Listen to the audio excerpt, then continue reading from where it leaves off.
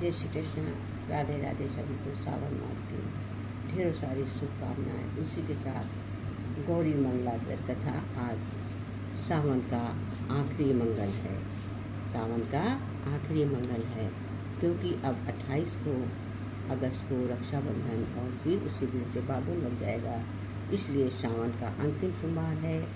और आज गौरी मंगला प्रदोष व्रत की अद्भुत संयोग है। तो सावन के अंतिम मंगलवार की कथा भक्तों, श्रोताओं सभी गौरी मंगला व्रत कथा को सावन मंगल के अंतिम कथा अवश्य सुनिएगा। प्रिय भक्तों, श्रोताओं, सावन मास भगवान शिव और माता पार्वती की आराधना का पवित्र महीना माना जाता है। इसी पावन महीने में पड़ने वाला मंगला गौरी व्रत सुहागिन महिलाओं के लिए विशेष महत्व रखता है। मान्यता है कि इस व्रत में माता गौरी की पूजा और उनकी कथा का श्रवण करने से दाम्पत्य जीवन में सुख शांति बनी रहती है। पति की लंबी आयु और परिवार की सुख समृद्धि के लिए माता का आशीर्वाद प्राप्त होता है। कहा जाता है, जाना जाता है कि माता गौरी अपने भक्तों के सच्चे मन से किए गए व्रत और पूजन से प्रसन्न होकर उनके जीवन में वैवाहिक कष्ट और परेशानियां दूर करती हैं। इसलिए सावन के मंगलवार को श्रद्धा से मंगला गौरी का व्रत करने और इस कथा को सुनने का विशेष फल बताया गया है। लेकिन भक्तों, इस व्रत से जुड़ी वो कौन सी अद्भुत कथा है जिसमें माता गौरी की कृपा से एक स्त्री के जीवन का भाग्य ही बदल गया था। आज की कथा में मैं आपको इसी रहस्य को बारे में सर्वप्रथम विस्तार से बताने की कोशिश करूँगी।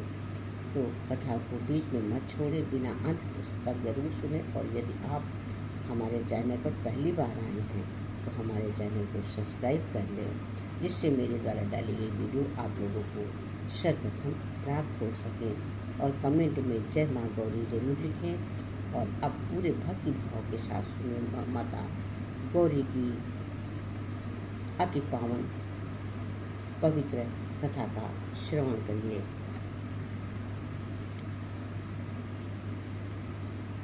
माँ गौरी व्रत की ये पावन और चमत्कारी कथा बहुत समय पहले कंचनपुर नामक एक अत्यंत सुंदर और समृद्ध राज्य था। वहाँ का राजा चंद्रसेन धार्मिक, न्यायप्रिय और प्रजापालक था। उसकी रानी सुलक्षणा परम पवित्रता और दयालु थी।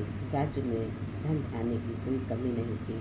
प्रजा सुखी थी और चारों ओर धर्म का बोलबाला था। लेकिन इतने सारे सुखों के बावजूद राजा चंद्रसेन और रानी सुलक्षणा के जीवन में एक गहरा दुख था। उनकी कोई संतान नहीं थी। राजा का महल विशाल और भव्य था, परंतु संतान की किलकारियों के बिना वो सूना और शमशान जैसा प्रतीत होता था। जैसे जैसे समय बीतता गया, राजा और रानी की चिंता बढ़ती गई। राजा को ये भय सताने लगा कि उसके बाद उसके वंश का क्या होगा और इस विशाल राज्य का उत्तराधिकारी कौन बनेगा। उन्होंने अनेक यज्ञ, दान, पुण्य और तीर्थ यात्रा की, परंतु कोई भी फल प्राप्त नहीं हुआ। एक दिन राजा चंद्रसेन के दरबार में परम ज्ञानी महर्षि वरिष्ठ का आगमन हुआ। राजा और रानी ने ऋषि का पूर्ण आदर सत्कार किया और भक्ति भाव से उनकी सेवा की। राजा ने अपनी व्यथा ऋषि के समक्ष रखी और रोते हुए संतान प्राप्ति का उपाय पूछा। महर्षि वरिष्ठ ने अपने दिव्य ध्यान से राजा के पुनर्जन्म के कर्मों को देखा। उन्होंने राजा से कहा, हे राजन, आपके पूर्व जन्म में अनजाने में हुए कुछ पापों के कारण इस जन्म में संतान सुख में बाधा आ रही है, परंतु शिव शक्ति और श्री हनुमान जी की कृपा से ये बाधा दूर हो सकती है। ऋषि ने आगे बताया, आषाढ़ मास के पश्चात जब पवित्र सावन मास प्रारंभ हो, तब सावन के प्रत्येक मंगलवार को मंगला गौरी और भगवान हनुमान का निष्ठापूर्वक व्रत रखें। सावन का मंगलवार शक्ति और पराक्रम का संगम है। इस दिन माता पार्वती मंगला गौरी रूप में अपने भक्तों के जीवन के समस्त मंगल को दूर कर अखंड सौभाग्य और संतान सुख प्रदान करती हैं और श्री हनुमान जी हर संकट में रक्षा करते हैं। महर्षि वशिष्ठ की बात सुनकर राजा चंद्रसेन का हृदय आशा और श्रद्धा से भर उठा। उन्होंने हाथ जोड़कर विनम्रता से पूछा, हे ईश्वर, सावन मास के मंगलवार का इतना बड़ा महत्व क्यों है? इस दिन शिव शक्ति और हनुमान जी की उपासना से किस प्रकार असंभव भी संभव हो जाता है? कृपा करके मुझे इसकी विस्तृत विधि और महिमा बताएं। महासवरिष्ठ ने शांत और सौम्य वाणी में कहना आरंभ किया, हे राजन, श्रावण का महीना स्वयं भगवान भोलेनाथ को अत्यंत प्रिय है। इस पवित्र महीने में संपूर्ण सृष्टि में प्रकृति अपनी पूर्ण चेतना में होती है, परंतु श्रावण का मंगलवार विशेष रूप से त्रिशक्ति के मिलन का दिन माना गया है। इस दिन माता पार्वती मंगला गौरी के रूप में विराजमान होकर भक्तों के संपूर्ण अमंगल, कष्ट और दुर्भाग्य का नाश करती है। वहीं दूसरी ओर मंगलवार के स्वामी भौम मंगल ग्रह हैं और इसके इष्ट देव संकट मोचन श्री हनुमान जी हैं। महर्षि ने आगे समझाते हुए कहा, जब कोई भक्त श्रावण के मंगलवार को पूर्ण निष्ठा से व्रत रखता है तो उसे एक साथ माता मंगला गौरी की कृपा से अखंड सौभाग्य, संतान सुख और गृहस्थ जीवन का आनंद प्राप्त होता है और श्री हनुमान जी की कृपा से बल बुद्धि, आरोग्य और काल के भय से मुक्ति मिलती है। पूर्ण जोड़ने के कठिन से कठिन कर्म बंधन भी इस तिथि की पूजा से भस्म हो जाते हैं। राजा चंद्रसेन ने उत्सुक होकर पूछा, हे महात्मन, इस महाव्रत की पूजा विधि क्या है रानी, और मुझे किस प्रकार ये अनुष्ठान संपन्न करना चाहिए। महर्षि वशिष्ठ ने विस्तार से विधान बताते हुए कहा, सावन के मंगलवार को सूर्योदय से पूर्व उठकर नदी अथवा तीर्थ जल से स्नान करें और स्वच्छ वस्त्र धारण करके व्रत का संकल्प ले। पूजन स्थान पर एक चौकी रखकर उस पर लाल वस्त्र बिछाए, उस पर भगवान शिव, माता पार्वती, मंगला गौरी और श्री हनुमान जी की प्रतिमा या चित्र स्थापित करें। माता मंगला गौरी को 16 की संख्या अत्यंत प्रिय है, इसलिए उन्हें 16 श्रृंगार की वस्तुएं, सिंदूर, बिंदी, चूड़ियाँ, मेहंदी आदि 16 प्रकार के फल फूल, 16 प्रकार के नैवेद्य मिष्ठान और 16 पत्तियाँ वाली सूती बत्ती के दीपक अर्पित करें। हनुमान जी के समक्ष चमेली के तेल का दीपक जलाएं, उन्हें सिंदूर चौला अर्पित करें तथा सुंदर कालिया हनुमान चालीसा का पाठ करें। पूरे दिन निराहार या एक मुक्त रहकर माता के सामने 16 मुखरिया 16 दीप जलाकर श्रावण मंगलवार की कथा का श्रवण करें। ऋषि वशिष्ठ ने राजा को सचेत करते हुए अंत में कहा कि हे राजन, ये व्रत केवल एक पूजन नहीं है बल्कि अटूट श्रद्धा की परीक्षा है। यदि तुम्हारी रानी सुलक्षणा का पावन श्रावण के प्रत्येक मंगलवार को निष्ठापूर्वक व्रत करेंगी तो माता पार्वती स्वयं अपने हाथों से तुम्हें संतान प्राप्ति का वरदान देने अवश्य आएंगी। परंतु याद रखना, भक्ति में छल वाला संशय नहीं होना चाहिए। महर्षि के ये कल्याणकारी वचन सुनकर राजा के सुलक्षणा ने नेत्रों में अश्रु भरा है। उन्होंने ऋषि के चरणों में मस्तक झुकाया और पूरी निष्ठा के साथ आने वाले सावन के प्रथम मंगलवार की प्रतीक्षा करने लगे। महर्षि वशिष्ठ की आज्ञा और दिशा निर्देश प्राप्त करने के बाद राजा चंद्रसेन और रानी सुलक्षणा के मन में उपजी निराशा दूर हो गई। श्रावण का पावन महीना प्रारंभ होते ही पूरे कंचनपुर राज्य में भक्ति का वातावरण छा गया।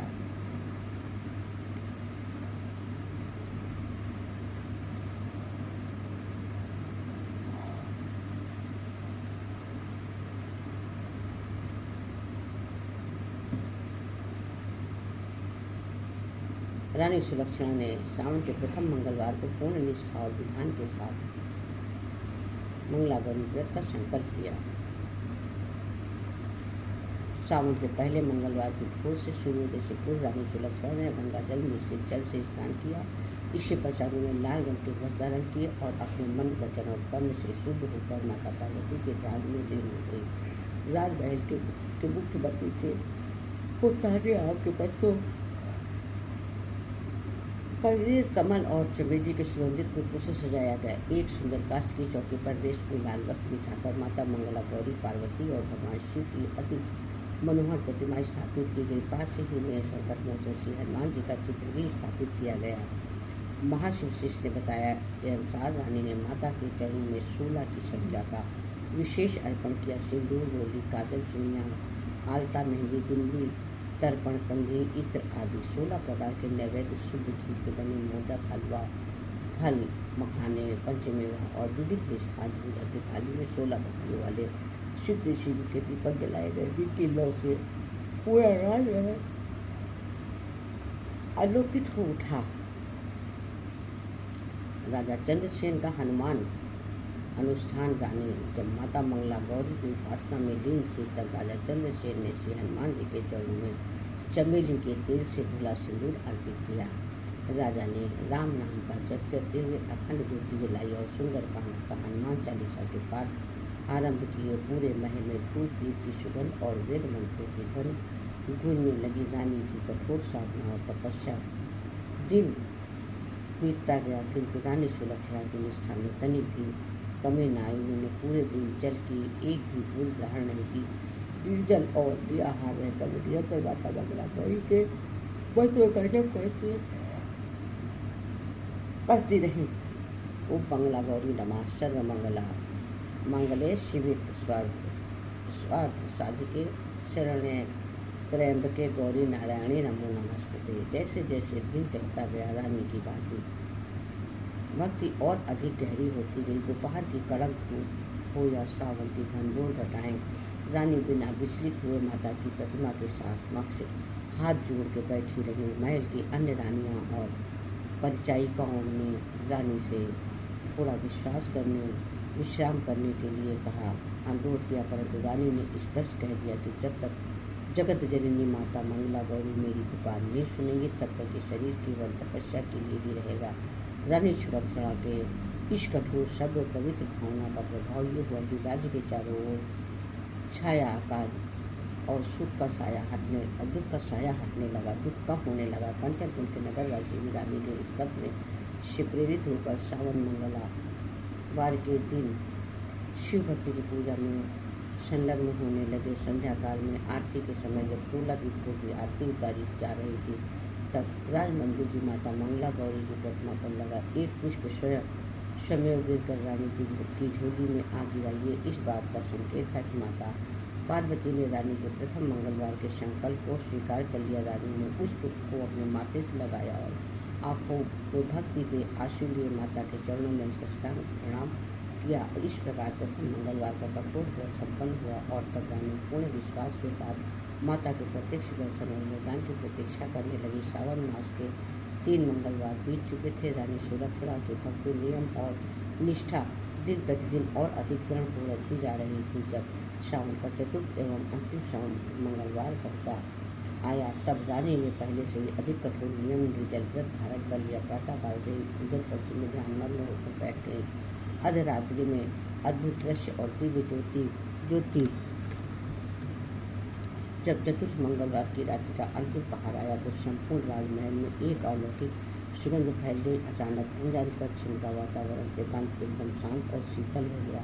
देखते ही देखते माता गौरी के समक्ष जल रहे 16 दीपों के साथ अत्यधिक दिव्य ज्योति से प्रज्वलित हो उठे। वो ज्योति इतनी दिव्य थी कि संपूर्ण कक्ष में करोड़ सूर्यों के समान प्रकाश फैल गया, परंतु उसमें सूर्य जैसी तपन नहीं बल्कि चंद्रमा जैसी अद्भुत शीतलता थी। राजा चंद्रसेन और रानी सुलक्षणा ने जब अपनी आंखें खोली तो सामने का दृश्य देखकर उनके मुख से शब्द निकला ना बंद हो गए। सामने सिंह पर सवार माता पर अर्धचंद्र धारण की हुए लाल रेशमी वस्त्रों में सुसज्जित माता मंगला गौरी साक्षात प्रकट थी। माता के अष्टभुजाओं में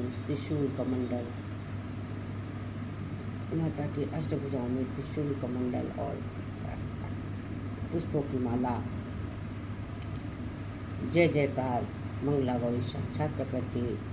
कमंडल शंख चक्र और अभय मुद्रा सुशोभित थी। उनके मुख पर अनंत करुणा और वात्सल्य मुस्कान थी। माता के साथ संकट मोचन श्री हनुमान जी श्री अदृश्य रूप में शक्ति के प्रदाता बनकर कृपादृश्य बनाए हुए थे। रानी सुलक्षणा और राजा चंद्रसेन अश्रुपूर्ण नेत्रों से माता के चरणों में साष्टांग दंडवत प्रणाम करने लगे। रानी का कंठ से भक्ति से अवरुद्ध हो गया। माता मंगला गौरी ने अत्यंत मधुर और गंभीर वाणी में कहा, हे सुलक्षणी, उठो, तुम्हारी अनन्य भक्त निष्ठा और इस कठोर सावन मंगलवार व्रत से मैं अत्यंत प्रसन्न हूँ। तुमने निर्जल रहकर पूर्ण विधान से जो 16 सामग्रियों को अर्पण और पूजन किया है, उसने तुम्हारे पुनर्जन्म के समस्त कर्म बंधनों और पापों को भस्म कर दिया है। मांगो रानी, आज तुम से जो वरदान मांगोगी वो तुम्हें प्राप्त होगा। रानी सुलक्षणा ने हाथ जोड़कर अत्यंत नम्रता के साथ कहा, हे जगज्जननी, हे भक्तवत्सला माता मंगला गौरी, यदि आप मेरे भक्ति से संतुष्ट हैं तो मुझे धन धान्य या राजपाट नहीं चाहिए और मेरे महाराज के जीवन का शून्यपन दूर हो जाए। हमें एक संतान दे दीजिए जो धर्मनिष्ठ, पराक्रमी और आपके चरणों का सच्चा भक्त हो। माता मंगला गौरी ने मंद मुस्कान के साथ अभय हस्त उठाकर कहा, तथास्तु हे रानी, तुम्हारे गर्भ से एक अत्यंत रूपवान, बुद्धिमान और गुणवान पुत्र का जन्म होगा जो तुम्हारे कुल का नाम तीनों लोकों में प्रज्वलित करेगा। वरदान देने के पश्चात माता के मुखमंडल पर एक क्षण के लिए गंभीरता छा गई। माता ने आगे कहा, परंतु हे सुलक्षणी, विधि के विधान को पूर्णतः मिटाया नहीं जा सकता। तुम्हारे पुत्र के जीवन में एक पूर्ण संकट रहेगा। जब वो आप अपने जीवन के 16वें वर्ष में प्रवेश करेगा तब उसकी आयु पर एक भारी संकट आवेगा। उस वर्ष उसकी कुंडली में अति भयंकर काल सर्पदंश योग बनेगा जो उसकी आयु का हरण कर सकता है। ये सुनते ही रानी सुलक्षणा का हृदय कांप उठा। वो रोते रोते माता के चरणों में लिपट गई। हे माँ, ऐसा वरदान किस काम का जो देकर ही छीन लिया जाए। कृपा करके मेरे पुत्र की रक्षा का मार्ग बताइए। माता मंगला गौरी ने वात्सल्य से रानी के सिर पर हाथ फेरा और कहा, धैर्य रखो बेटी पुत्री, जहाँ संकट है वहाँ मेरी कृपा का निवारण भी है। यदि तुम्हारा पुत्र और तुम निष्ठापूर्वक सावन के मंगलवार का व्रत रखते रहोगे और यदि उसकी होने वाली पत्नी भी सावन के मंगलवार के मंगला गौरी व्रत का नियम उपासिका होगी तो उसकी पतिव्रत और इस महाव्रत के प्रभाव से काल का चक्र भी लौट जाएगा। स्वयं नागराज भी उसका बाल बाका नहीं कर पाएंगे। ये मेरा अचूक वचन है। इतना कहकर माता मंगला गौरी ने रानी को एक दिव्य पुष्प प्रदान किया, प्रसाद के रूप में दिया और देखते ही देखते वो परम ज्योति शिव शक्ति के रूप में विलीन हो गई। राजा और रानी ने माता के दिए पुष्प को मस्तक से लगाया। भले ही पुष्प के अल्पायु होने की चेतावनी से रानी का मन थोड़ा चिंतित था, परंतु माता मंगला गौरी के वचनों और सावन मंगलवार के व्रत के महत्व पर उन्हें विश्वास था। वे आनंद मन से आने वाले शुभ समाचार की प्रतीक्षा करने लगी।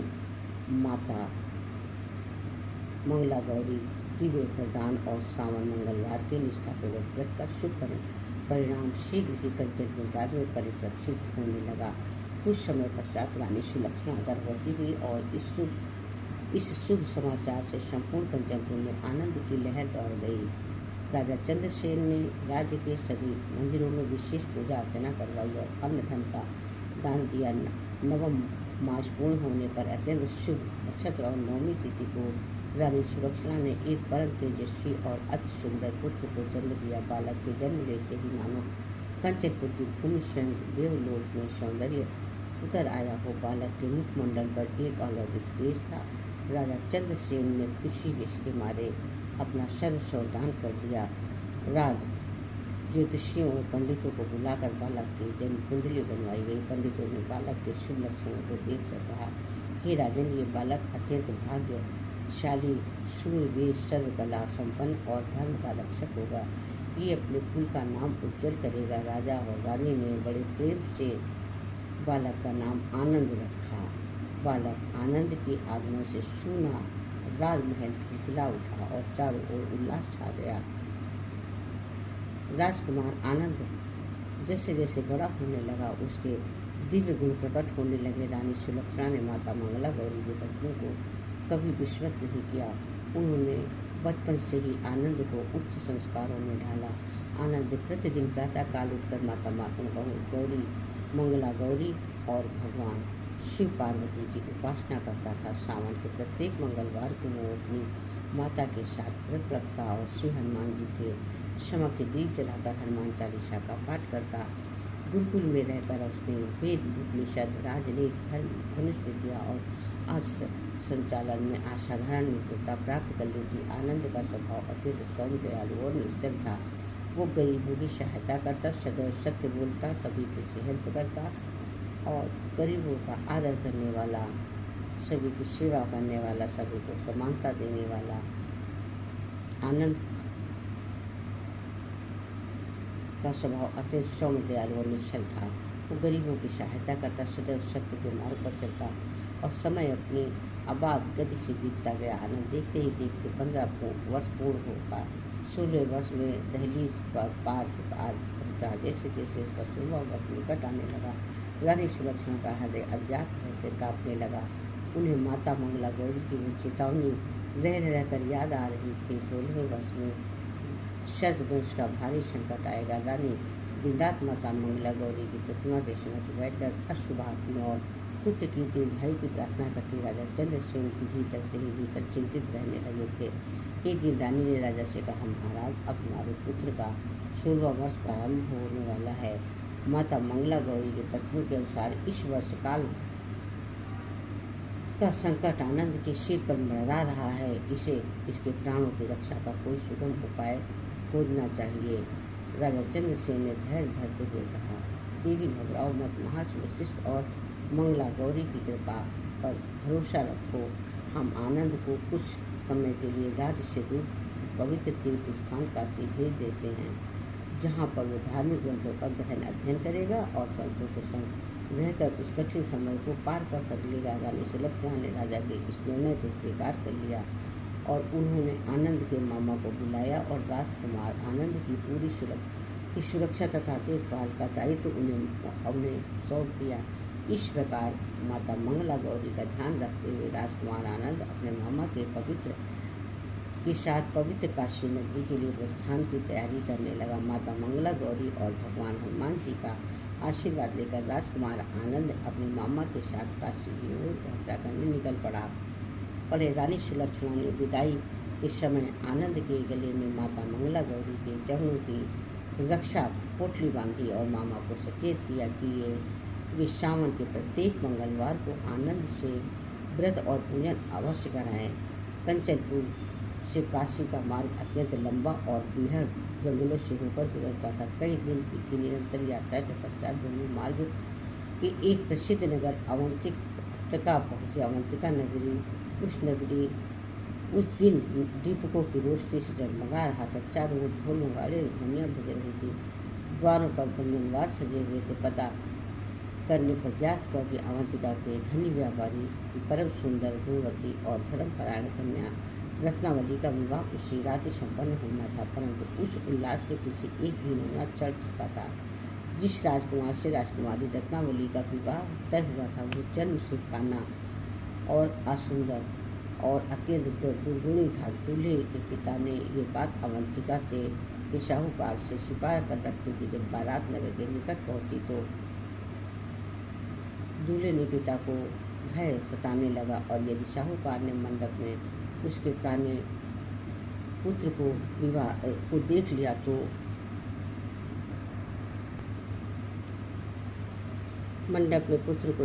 तो विवाह टूट जाएगा और पूरे राज्य में उसकी हंसी होगी। संयोगवश आनंद और उसके मामा विश्राम के लिए उसी सराय में ठहरे थे जहाँ हमारा रुकी थी। दूल्हे के पिता की दृष्टि जब परम तेजस्वी सुंदर और सुगठित काया वाले राजकुमार आनंद पर पड़ी तो उसके मन में एक कुटिल विचार आ गया। वो तुरंत आनंद के मामा के पास गया और हाथ जोड़कर याचना करने लगे, हे महाभाव, मेरी शाख और कुल की मर्यादा संकट में है। मेरा पुत्र अचानक अस्वस्थ हो गया। कृपा करके आज रात को फेरे के समय अपने तेजस्वी भांजे को दूल्हा बनाकर मंडप में बैठा दीजिए। विवाह के फेरे पूर्ण होने पर आपकी जो भी शर्त होगी मैं स्वीकार करूँगा और भोर होते ही हम अपनी बहू लेकर चले जाएंगे। आनंद के मामा ने पहले तो इस छल का कड़ा विरोध किया, परंतु जब दूल्हे के पिता ने उनके पैरों में गिरकर प्रार्थना की और बहुत सारा स्वर्ण मुद्रा देने को प्रलोभन दिया, साथ ही तर्क किया कि एक कन्या का विवाह टूटने से उसका जीवन नष्ट हो जाएगा, तो मामा धर्म संकट में पड़ गया। विवश होकर और इस घटना को प्रारंभ का खेल मानकर मामा ने आनंद को केवल फेरों तक दूल्हा बनने की अनुमति दे दी। राजकुमार आनंद को जब इस छल का पता चला तो उसका धार्मिक मन अत्यंत व्यथित हो उठा। उसने अपने मामा से कहा, मामा जी, किसी असहाय कन्या के जीवन के साथ ऐसा छल करना महापाप है, परंतु आपकी आज्ञा का पालन करना मेरा परम कर्तव्य है। आनंद को सुंदर वस्त्रों और आभूषणों से सजाया गया। जब वो वरमाला और फेरों के लिए विवाह मंडप में पहुंचा तो उसका दिव्य रूप देखकर अवंतिका के नगरवासी और राजकुमारी रत्नावली मोहित हो गए। मंत्रोपचार के बीच शास्त्र समस्त विधि से आनंद और राजकुमारी रत्नावली के साथ अग्नि को साक्षी मानकर 7 फेरे संपन्न हुए। सावन के मंगलवार के गुप्त विधान के अनुसार ये विवाह केवल 2 शरीरों का नहीं बल्कि 2 परम मंगला गौरी भक्तों की आत्माओं का अलौकिक मिलन था। विवाह के फेरे पूर्ण होने पर पश्चात जब सभी विश्राम के लिए चले गए तो आनंद के मन में ग्लानि सताने लगी। तब वो सोचने लगा कि एक निर्दोष कन्या पूरी तरह इस भ्रम में जिएगी कि उसका विवाह मेरे साथ हुआ, जबकि सुबह उसे उस काने और कपटे युवक के साथ भेज दिया जाएगा। आनंद ने इस बात को भागीदार बनाने से इनकार कर दिया। उसने चोरी छिपे राजकुमारी रत्नावली के कक्ष में प्रवेश किया और राजकुमारी उस समय निद्रा में थी। आनंद ने रत्नावली की रेशमी चुनरी के कोने पर अपने पास रखी विशेष स्याही से ये सत्य संदेश लिख दिया। अनिग सुंदरी राजकुमारी रत्नावली, अग्नि के समक्ष जिसके साथ तुम्हारे 7 फेरे हुए हैं वो कंचनपुर का राजकुमार आनंद है। तुम्हारे साथ एक बड़ा छल हुआ है। प्रभात होते ही जिस युवक के साथ तुम्हें विदा किया जाएगा वो एक आँख से काना और कपटी है। मैं तुम्हें धोखे में नहीं रख सकता, इसलिए सत्य लिख रहा हूँ। अपनी विद्या पूर्ण करके काशी जा रहा हूँ। सत्य संदेश लिखने के पश्चात राजकुमार आनंद माता मंगला गौरी और हनुमान की कृपा का स्मरण करते हुए चुपचाप अपने मामा के साथ सराय से निकल गया और काशी की राह पर आगे बढ़ गया। सूर्य की पहली किरण पड़ने के साथ ही अवंतिका नगरी में राजकुमारी रत्नावली की विदाई की तैयारियां होने लगीं। जब रत्नावली जागी और उसने अपनी रेशमी से चुनरी पर लिखा अक्षरों में देखा तो उसके पैर तले जमीन खिसक गई। चुनरी पर स्पष्ट लिखा हुआ था कि तेजस्वी पुरुष के साथ उसने 7 फेरे लिए थे। वो कंचनपुर का राजकुमार आनंद था और अब बाहर खड़ा दूल्हा एक आँख से काना है, कपटी है।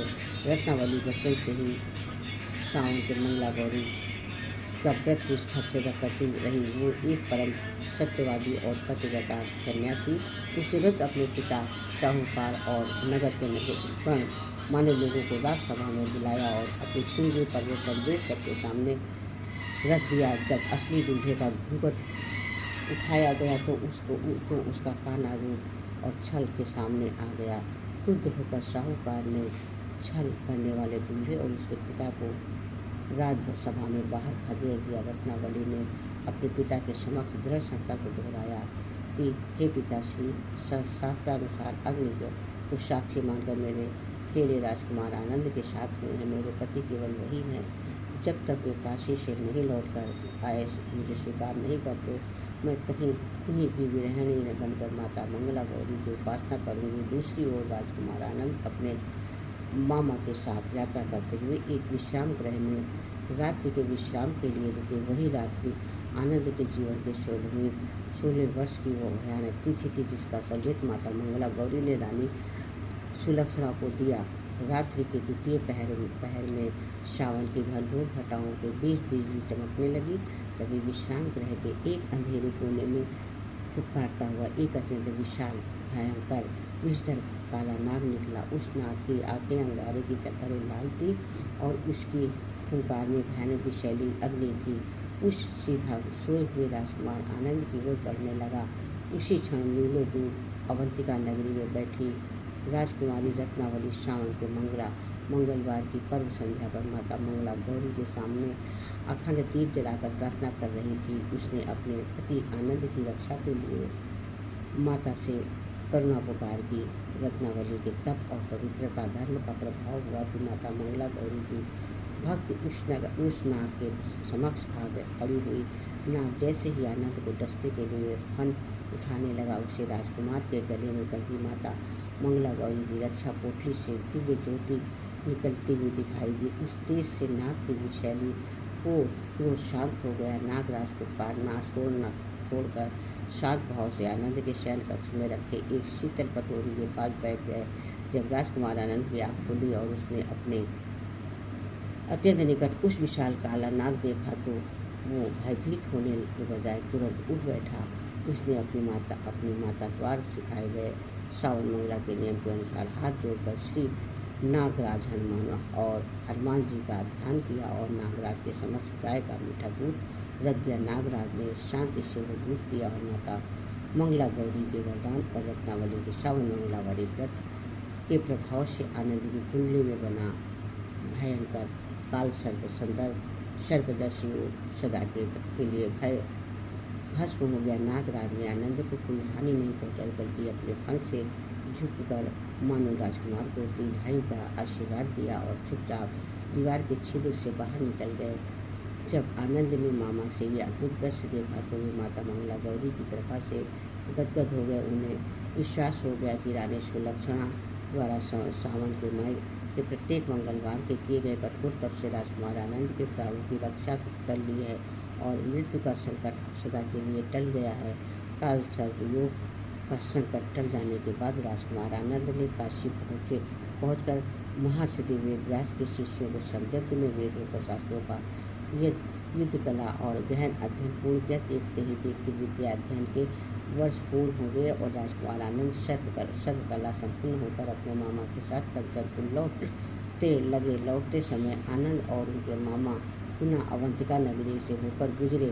उसी दिन श्रावण का मंगलवार था। राजकुमारी रत्नावली अपने महल के प्रांगण में माता मंगला गौरी की भव्य पूजा का आयोजन कर रही थी। नगर में काशी से लौटे तेजस्वी राजकुमार आनंद के आगमन की सूचना मिलते ही रत्नावली ने पिता साहूकार ने उन्हें आदर सत्कार के साथ अपने महल आमंत्रित किया। जब रत्नावली ने आनंद के मुखमंडल के तेज को देखा तो उसने तुरंत पहचान लिया कि वही राजकुमार है जिसके साथ मेरे फेरे हुए हैं। साहूकार ने अत्यंत श्रद्धा पूर्वक आनंद और उसके मामा के समक्ष प्रार्थना की कि राजकुमार, मेरी पुत्री रत्नावली उस दिन से केवल आपकी पत्नी बनकर माता मंगला गौरी के ध्यान से लीन है। अग्निदेव के सामने आपका विवाह संपन्न हुआ है, कृपा करके इसे स्वीकार करें। राजकुमार आनंद ने अपनी चुनरी पर लिखे उस संदेश को याद किया और रत्नावली के अटूट पतिव्रता धर्म तथा भक्ति को नमन करते हुए उसे अपनी अर्धांगिनी के रूप में स्वीकार कर लिया। साहूकार ने अपनी पुत्री को विशाल धन धान्य रथ, हाथी घोड़ा आभूषणों के साथ आनंद के साथ विदा कर दिया। जब राजकुमार आनंद अपनी नवविवाहिता रत्नावली को लेकर कंचनपुर के राजमहल की ओर राजा चंद्रसेन पहुंचे तो राजा चंद्रसेन और रानी सुलक्षणा की खुशी का कोई ठिकाना न रहा। रानी सुलक्षणा ने जब ये सुना तो आनंद के जीवन का 16वां वर्ष निर्विघ्न व्यतीत हो गया है और नागराज का संकट टल गया है तो उनकी आंखों में अश्रु बहने लगे। तब जब रत्नावली ने बताया कि वो स्वयं भी बचपन से सावन के प्रत्येक मंगलवार को मंगला गौरी का निर्जल व्रत रखती है तो रानी को माता मंगली गौरी के तीव्र वचन याद आ गए और यदि उनकी होने वाली पत्नी भी मंगला गौरी व्रत की उपासिका है तो काल का चक्र भी लौट जाएगा। रानी सुलक्षणा ने समझ लिया कि सावन के मंगलवार के व्रत और माता मंगला गौरी तथा हनुमान जी की असीम कृपा से ही उनकी रक्षा हुई है। राजा चंद्रसेन ने पूरे कंचनपुर राज्य में घोषणा करवा दी कि सावन मास के प्रत्येक मंगलवार को पूर्ण प्रजा माता मंगला गौरी और हनुमान जी की उपासना करेगी। कि राजकुमार आनंद और राजकुमारी रत्नावली ने आजीवन सावन मंगलवार का व्रत पूर्ण नियम से रखा और वर्षों तक धर्म पूर्वक राज्य करते हुए अंत में परम पद को प्राप्त हुए। जो इसलिए सावन के मंगलवार को माता मंगला गौरी की उपासना करती हैं उनके पति पर आए संकट दूर हो जाते हैं, उन्हें अखंड सौभाग्य का वरदान मिलता है। निसंतान दंपतियों को गुणवान संतान की प्राप्ति होती है और संतान के जीवन पर लगाते अकाल मृत्यु व अकाल सर्प दोष नष्ट हो जाते। इस दिन भगवान हनुमान की पूजा मंगला गौरी की कथा सुनने से घर की दरिद्रता, भय, रोग और समस्त मंगल सदा के लिए समाप्त हो जाते हैं। तो भक्तों, आज की कथा यहीं तक थी, यहीं पर समाप्त होती है। और अगर हमारी सावन मंगला गौरी व्रत कथा आपको अच्छी लगे तो हमारी वीडियो को लाइक करिएगा, चैनल को सब्सक्राइब करना बिल्कुल भी ना भूलें जो पहली बार आए हैं। और आगे सुनने के लिए हमारे चैनल पर बने रहिए, लाइक करिए, सब्सक्राइब करिए ज़्यादा से ज़्यादा और सभी प्रकार की वीडियो, धार्मिक वीडियो सुनने के लिए हमारे साथ जुड़े रहिए। राधे कृष्णा, राधे कृष्णा। इस प्रकार से भक्तों मंगला गौरी व्रत की कृपा जिस प्रकार से भगवान में हनुमान जी की पूजा और मंगला गौरी की कथा सुनने से घर से दरिद्रता, रोग, समस्त अमंगल सदा के लिए समाप्त हो जाते हैं, किया है। रत्नावली का उसी प्रकार से सभी के कष्टों को दूर करें, समाप्त करें। सभी देशवासियों, नगरवासियों को कोटि कोटि प्रणाम और सभी को वीडियो पर हमारे चैनल पर आने के लिए बहुत बहुत थैंक्स। और मेरे चैनल बीना सोनी पे आने के लिए बहुत बहुत थैंक्स। और हमारे बीना सोनी चैनल पर आप सभी प्रकार की वीडियोस देखने के लिए, सभी प्रकार की धार्मिक वीडियो देखने के लिए बने रहिए और चैनल को सब्सक्राइब करना बिल्कुल न। फिर ऐसी वीडियो के लिए आप मिलेंगे। राधे कृष्णा, बोल श्यावर रामचंद्र की जय, सनातन धर्म की जय। हर हर महादेव, हर हर महादेव। वीर हनुमान की जय, बजरंग बली की जय, अंजनी पुत्र लाल की जय। Like subscribe to more.